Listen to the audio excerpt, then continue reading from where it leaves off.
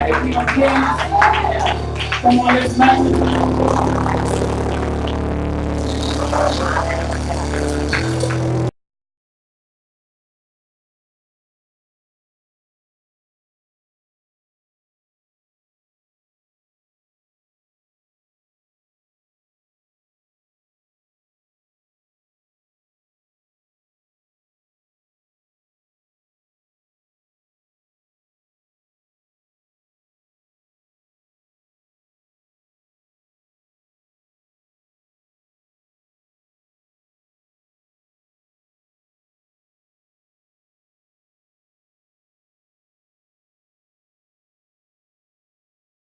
Immaculate. I mean, it's just, and so this friend of mine has a new toy, and I mean, he loves this toy. So I was hanging with him for a little bit, hoping I'll just go a few minutes and I'll go home and get some rest. And that friend was just with his toy, just playing with his toy, just playing. I couldn't leave because I was trapped in there. I started sleeping on myself, dozing off, and I said, "So when you gonna leave?" The friend said, "Give me 10 minutes." The 10 minutes turned out to be about another hour. But I understand the passion is there. Yes, yes, yes. Amen. But I thank God. Amen. Amen. You may be seated. Amen. I want to say thank First Lady and each and every one of you for yesterday. It truly was a blessing. I really enjoyed it. I miss TJ being here. I don't know if anyone told him. I couldn't invite you because I didn't know about it. They had a little celebration for me yesterday. And you had to work. I figured that too. I said he probably have to work too anyway. But it was really wonderful. And when you celebrate, you don't want anyone left out in the celebration. People that you love. So there's certain people that wasn't here that it really kind of messed with me. My granddaughter, of course, you all know, I had to fight to hold back the tears, because she would have been helping me open packages, do stuff. "Oh, Grandpa," and she would want to serve me, and so and then my other grandsons wasn't here too. My grandkids, especially, I wish they were here, But there's a special bond that I have with my granddaughter because she's been with me since she was in the womb. From the time my daughter got pregnant, she called me and said, "Daddy, I just want you to know I'm pregnant." It wasn't something I want to hear, but and then when she came, there are times when I wasn't working, I would babysit her, and she did me just like my other kids. She just did what she wanted to do. Janella, sit down, and she keep running. Janella, eat your food. She just is like, "Who are you? Okay, I'm gonna let your mom know." "Oh, no, this is my mom." That's what I have to do my kids. She look at me like, with a sad face, "I'll let your mom know, you know what's going to happen." I know what's going to happen, so a lot of times I wouldn't say anything. But, so we have this little bond together, so that's how it is. But I missed Elder North, amen, Elder Lily not being here, because I know she would have been up and moving and doing, she wouldn't have been sitting, she'd have just been working. Amen. She called me this morning, amen, and let me know that she hated the fact that she had to miss it. But, didn't see TJ, it was like my son, so it was kind of hard. I didn't have people that I love, and there were others that wasn't there. And the amazing thing is, this morning I'm sitting in the office, I'm just going over my notes, and I saw a phone call coming through. And I was shocked because I had a missed call from this person early on. Maybe they did it by accident, and I called them back a couple of times, that message, and they never returned my call. But this morning they called me to wish me a happy birthday. And I hear something in their voice. And I had spoke to First Lady about them and concerning some things that I heard. And for that to happen, it tells me something. And so I want you to know something. Stop focusing on what's in front of you. Some of you are missing out on your blessing. There's a song by, what's the guy's name? I can't remember his name, but the song is called "A Place Called Victory." And he says, have you ever had strong faith but moving at a slow pace? You ever had strong faith but you're moving at a slow pace? It's like I have the faith, I believe, but things are not happening fast enough as it should.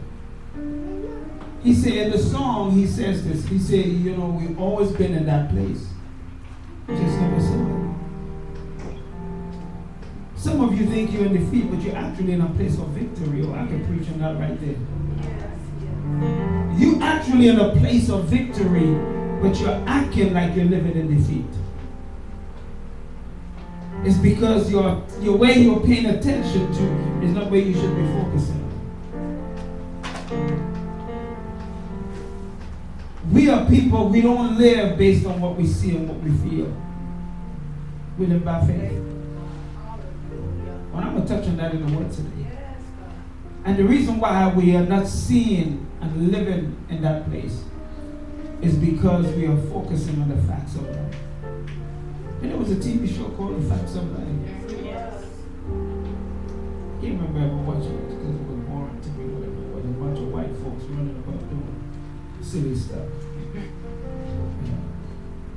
I watched The Cudjoe show. It speaks to me. It lets me know as a person of color, you can have greatness in this life. Let's be real. Look at television. From the time it started, it's only recently, just a decade or two, you start having, and even when they started with black shows on TV, look at shows there was. What's that show called? Was it Good Times? They were struggling. They were living in the ghetto. They had nothing. Sanford and Sons. You know, it shows that we're kind of degraded to black people in a way. But it's only black shows, so we glue ourselves to it. And they tell us that's who we are. That's how we got to live. You gotta look for the message in whatever is out there. Subliminal message. There's a message they sent, but we don't catch it. And what you don't understand, you see, when you learn that you're a spirit, whether you're saved or you're not saved, every human is a spirit. When I use the term spirit, I don't mean that you're a spirit because you're actually a soul, but your soul is spirit because it's immaterial. There are demons right now roaming the streets all around this place. Not in here, but around. There are those who are trying to get into this rock. And there's some that will come in. And that's why you'll be sitting down and all of a sudden you decide, no. All of a sudden your mind goes on somewhere else. It's not just you. The spirits that comes and walk within the spirit. Oh, wait till I teach you spiritual warfare. You'll see what will happen.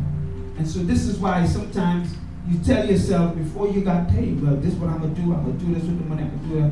And then when you get paid, you do the total opposite. Spirits.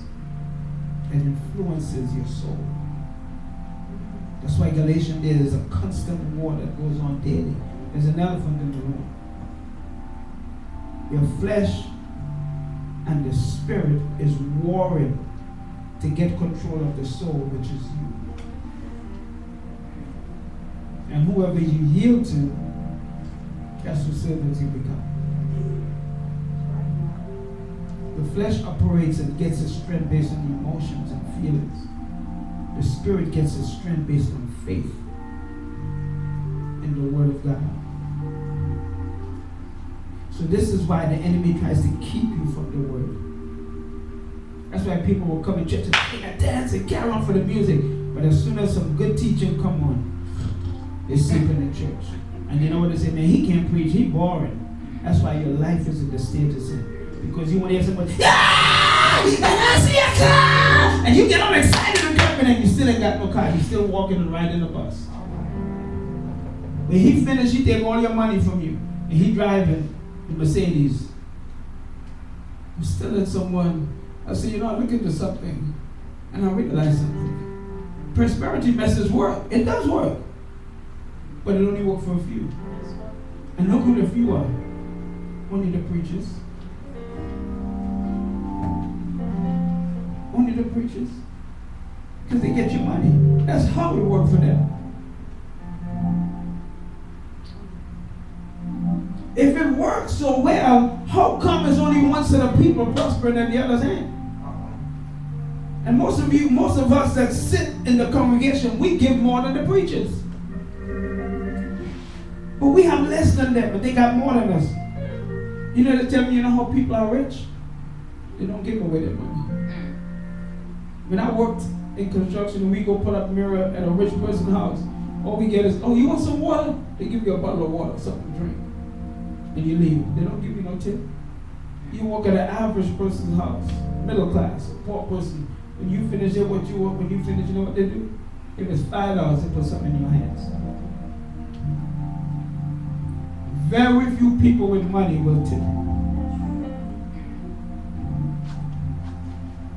And their philosophy is, oh, you think I have money? If I give her my money, I won't have any.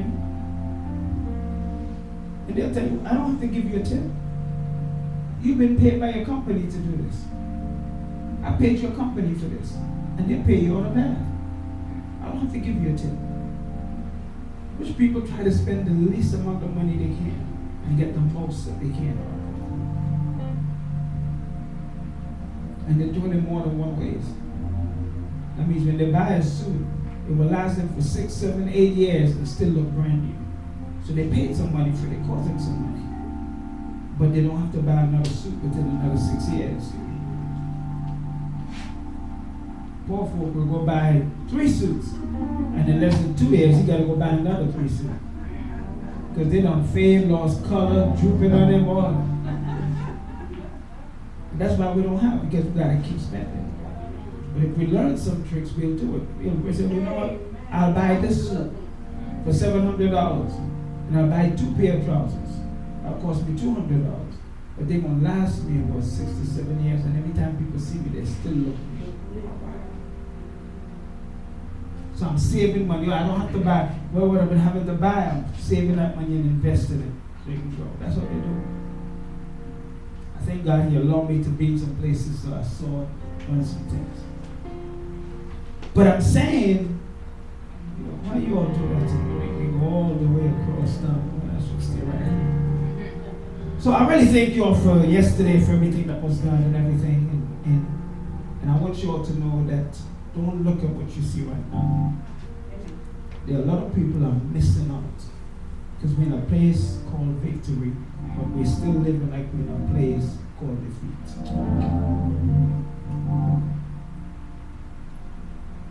See? And I'm gonna get the song and I'm gonna have Brandon play it before the end and let you listen to the words. By something Tippin, I think is his name. That's it. Place called Victory. And you all can listen to that song and listen to the words. I don't believe every song out there that they call a gospel song is given by God. But there are few that are given by God, and you know it ministers to you. Carlton Pearson one time said something that's so powerful. He said a song is a sermon that could never be preached. A song is a sermon that could never be preached. You listen to some gospel song, it's actually listening to a sermon. It's actually listening to a sermon. Okay? So we're going to get ready to go into the word, but I really thank you all yesterday. It was a surprise to me, even though I found out before I came here, I knew I was coming and told first lady, she got to play it off. Try to take me all the other way thinking, you know. But, when you're a prophet and when the Spirit of God, it's kind of hard to, if you're going to surprise me, you got to keep it so low under the ground. You can't say nothing or do anything to give any hint. I still would have known. I still would have known. But you can't speak or say anything. You got to act. Sometimes you got to even act as if you ain't even care. Like, there's nothing going on. You're not thinking about that. Because you see, my expectation was today. To be honest with you, I thought I was telling people to come on, I know they're going to be doing something with my birthday, Saturday, but Sunday they're going to do something in church Sunday. And then it happened Saturday evening. But I thank God for that. But we get ready to go into the Word of God. Stand to your feet. Stand to your feet. I am not a pastor who is interested in having a big church. I love it. I wouldn't mind having that with a whole lot of people, let the ministry grow, prosper, be able to be a great blessing to a lot of folks. Not just some folks, almost everybody. We got a ministry. I'll be honest with you. I see ministries go to Africa and dig wells and go to India and go all these places and bless and do that. I don't have a problem with that. But I'm not going to take the resources we have and go all the way to Africa and dig wells and go to other countries and build orphanages and do all that stuff. And then when I come back home, I have people right here hurt. People come into church and giving their money and they're struggling, but I'm going to build stuff for other people. That's like, can you imagine? I'm first lady. We don't have no kids at home. Everybody's talking. Thank God for that. But I see a need at somebody else's house. So when I get paid, I go give them my money to pay their bills. What do you think will happen after a while when first lady said, Pastor, where's the money for the bills? And I say, oh, I was looking over at Sister So-and-so and Brother So-and-so house, and I realized they didn't have nothing, so I just went ahead and told them I'll take care of their bills. What do you think she's going to tell me? What you going to say to me, First Lady? Exactly.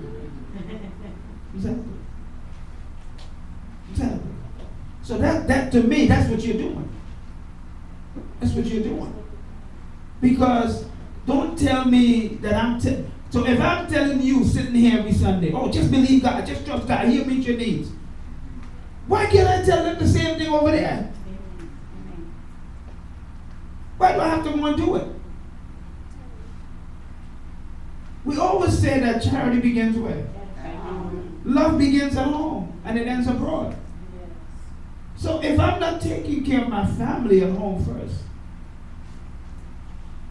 should I go try to take it just to say I'm doing this and I'm doing that? We doing all of this and we doing that? No. Take care of home first. Home is not just that local church, but it's the community. It's the city. It's the state. It's the country. They drive going to church and see people on the streets, homeless.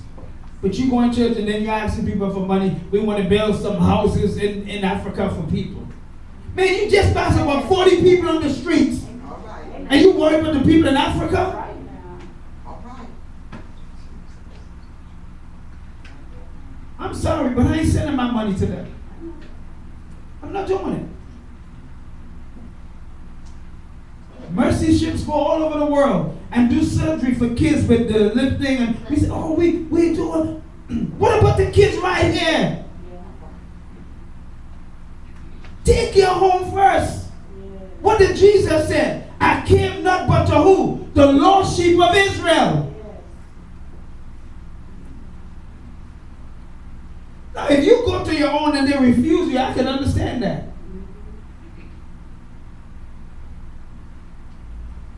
I can understand that. But we got to take your home first.